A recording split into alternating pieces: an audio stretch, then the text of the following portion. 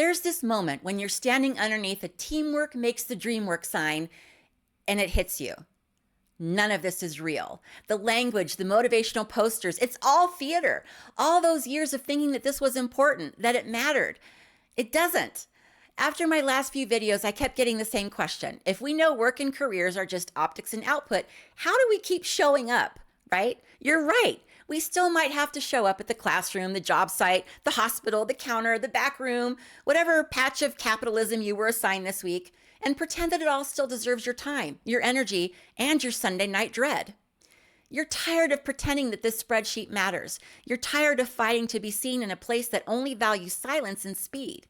You're tired of wondering if maybe you're the problem when the whole place is burning down.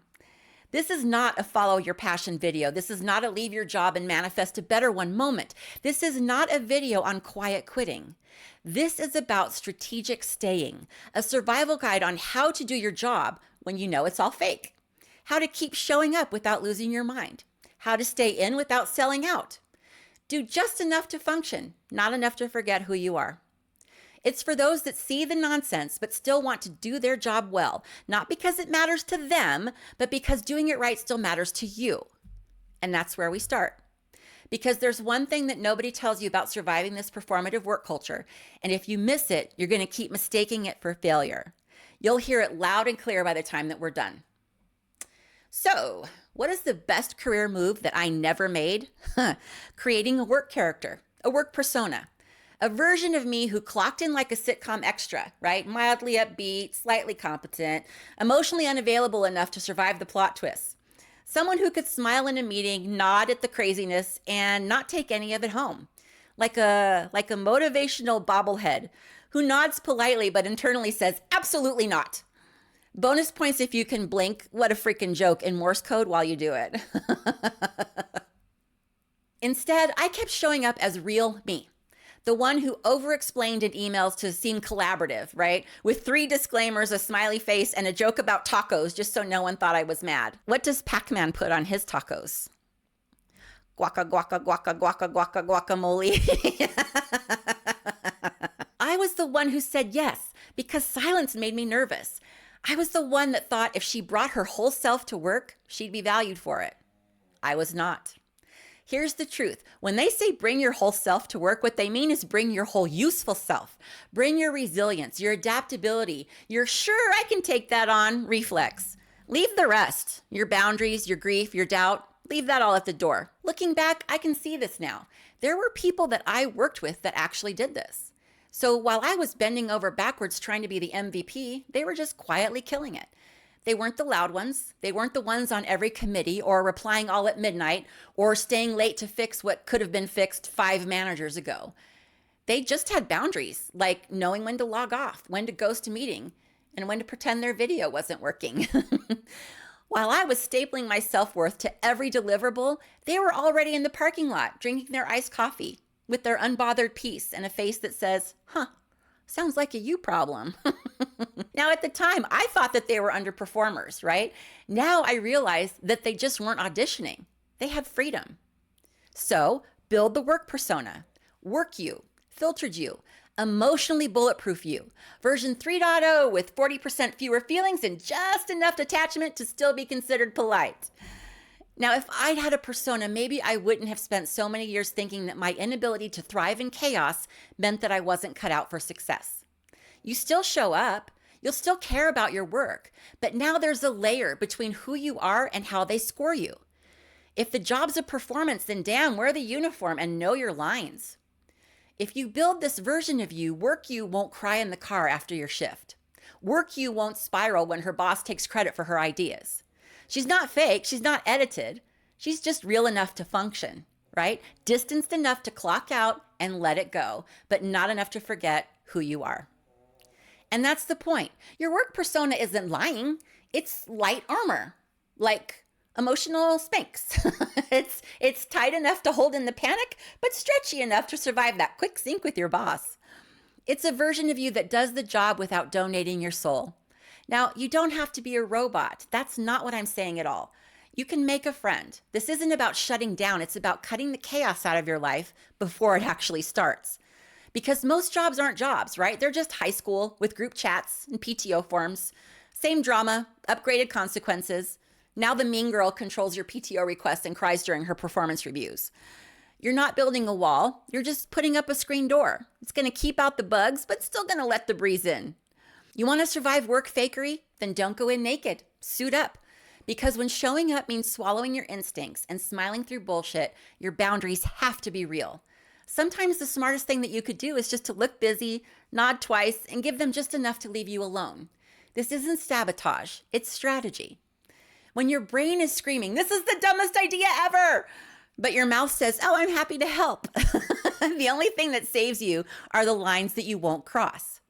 So forget your 5-year plan, okay? That's a fantasy. You need a no list. That is survival. A cheat sheet for when the weird stuff hits and you're too tired to improvise.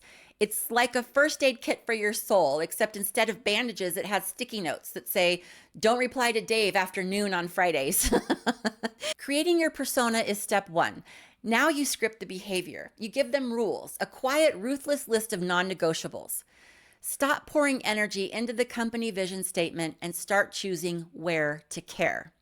No to being the default note taker. No to pretending to be excited about the 3rd reorg this year. No to just circling back emails that arrive at 9:45 p.m. No to staying quiet in meetings so Howard's ego can finish its TED Talk. And definitely no volunteering for things just because you accidentally made eye contact with the employee engagement dictator. That's not initiative. That's just how you end up running the company picnic and crying in a porta potty by noon. Ask me how I know. Because if you don't set the boundary, they will. And their version comes laminated, written in Comic Sans, and presented as a growth opportunity. The no list isn't about being inflexible. It's about having a protocol for your own humanity. Your job will wring you out like a bar towel that's seen 14 margaritas, a toilet overflow, and someone's breakup tears. Then they'll just hang it out to dry and put it away like it's clean.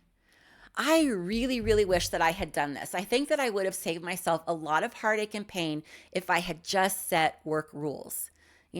Never say yes without a deadline. Don't share details about your personal family problems because too many people are gossips and they'll use that information against you. No to staying late more than twice a month. My time is precious even if I'm not doing anything. No to working through lunch more than once a week because I'm not impressing anyone with my low blood sugar. No checking in on vacation. And let me add to that, you need to use your vacation. That is a part of your total compensation, and if you don't use it, you're just throwing money away. No volunteering unless I actually want to do it, not because I think it will increase my likability. The list is going to change. You're going to cut things you thought you had to tolerate and add new ones every time you catch yourself spiraling because you trusted Chad with something personal and now it's an icebreaker in the team meeting. Because boundaries aren't walls. They're reminders. Just enough to function, not enough to forget who you are. So start early. Get specific. Make a list of everything you will not tolerate, accommodate, or emotionally process just to be called a team player by someone who forgot your name during the birthday shout out. This list isn't petty, it's protection. And yeah, sometimes you flex. You can be clear without being cold. You can say no without being difficult. Keep boundaries and still bring bagels. But at some point you have to decide, do you want to be everyone's favorite or do you want to be someone they don't take advantage of? You're not a robot on autopilot, you're a person, but a person with a protocol and a limited appetite for workplace drama. It's how you keep your values from being chewed into buzzwords by a company that thinks boundaries are a performance issue. Every no you say clears space for one yes that's actually yours, even if that yes is just 5 minutes where no one's asking you to please explain your tone. What is something that you know belongs on this list? Drop it in the comments. I would love to hear from you. And no, you don't need to share this list with anyone. Keep it where you keep your real opinions about team building exercises. Buried way deep down, but always on hand just in case of emergency. Right next to your emergency fake laugh and your list of unacceptable microwave smells. And if you need help naming the things that you're done pretending to care about, I do offer one-on-ones. It's basically exorcisms for people pleasers. Because the goal isn't to be agreeable, it's to still recognize yourself when your shift ends and maybe even have the energy to live your life without disassociating during dinner. Boundaries are huge, but they really aren't anything until you figure out what deserves your energy and what can be ignored. Let's be real. Most jobs are like 40% work and 60% stupidness. And that's like on a good day, right? Your craft is the thing that you're actually good at, the thing with the skill in it. Your insight, execution, strategy, solving problems, building systems, writing clear copy, managing chaos without turning into it. The rest is all crap. It's everything that pretends to be work. Empty meetings, Slack threads about team culture, mission statements that sound like they were copy and pasted from an inspirational poster in a dentist's office. Do you want to know the difference between people who burn out and the people who last? Because it's not grit. It's not passion. It's boundaries. You can be excellent and still say no. You can be dependable and not check your email on vacation. You can be a top performer and still block out 2 hours where no one pings you unless the building is literally on fire. Even then, who cares? That's a facilities issue. Let it burn. Availability is a trap. It makes you look generous, but it makes you feel replaceable. Reliability, though, that builds trust and space. Don't be the person they can always find. Be the person that they never have to. Visibility does not equal influence, and praise does not equal protection. Just because they see you doesn't mean they listen, and just because they thank you doesn't mean they'll protect you. Being available makes you easy to reach, easy to exploit, and somehow easy to overlook. Because the truth is, when you're always around, they're going to forget that you're there. You basically become wallpaper with a 5-star response time. I used to answer emails at midnight because I thought it made me dependable. All it made me was exhausted and invisible. And then they'd say things like, wow, Sheila's on top of it, while giving the promotion to Kyle over here because he's got leadership energy.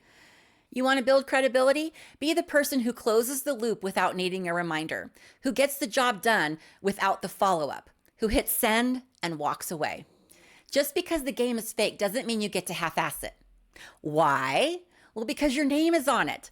And even if it ends up in somebody else's folder, you know who stitched it together with half a plan and a migraine.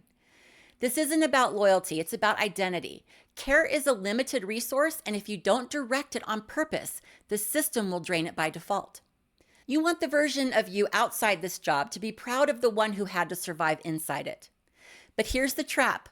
Doing the job well doesn't mean becoming the job. You're not a culture carrier, right? You're not the soul of the brand. You're not bringing your whole self to a Slack thread about Q3 snack budget optimizations. You're showing up, hitting your marks, passing the vibe check, then logging the hell off. You can be excellent and still say, not my circus, not my monkeys. You're a person doing a job and you don't owe them your identity. You owe yourself the right to walk away intact with your dignity, your sanity, and maybe even your lunch break still in your back pocket like a middle finger in Tupperware. You don't have to escape to be free. The real win is staying on your terms. You don't build a performance, you build a filter. This is how you do the job when you know it's fake.